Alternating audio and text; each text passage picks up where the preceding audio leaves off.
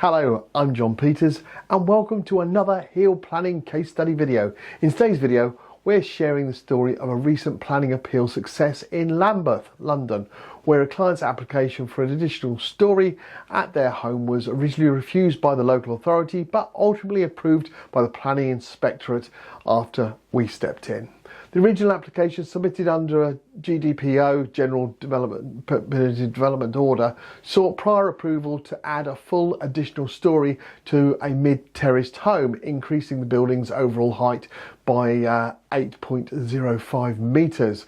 Lambeth Council refused the application on the basis that the proposed extension would be alien addition, out of keeping with the appearance of the host property and the terrace it sits within. They argued it would disrupt the uniformity of the street, fail to respond positive to the local character, citing non-compliance with the limitations of the General Permitted Development Order. The homeowner came to Heal Planning for some advice and support. As always, we started with a free, no obligation consultation with one of our appeals specialists. After reviewing the full details, we confirmed that the decision could be appealed. We then provided a clear written proposal outlining our planned approach so the client can make a fully informed decision before committing. We took the appeal forward and the planning inspectorate carried out a site visit in June. Just after a few weeks later, the 2nd of July, the inspector issued a decision and allowed the appeal. The inspector carefully considered the council's concerns about visual impact, but found that the local context painted a very different picture. The property is part of a 1970s estate that stands apart from its nearby St Mark's conservation area. The inspector noted that there was already a strong visual separation helped by green space and mature trees between the two areas. Importantly, the inspector also identified that there are already several other properties in that estate that have received similar upward extensions, while Lambeth had argued the proposal would disrupt the terrace, and the inspector concluded that such changes were not uncommon in the area and it had become part of the local character.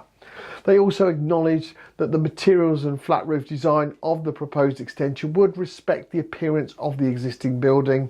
As such, the proposed development would not represent an alien addition, nor would it harm the setting of the nearby conservation area. On this basis, prior approval was granted.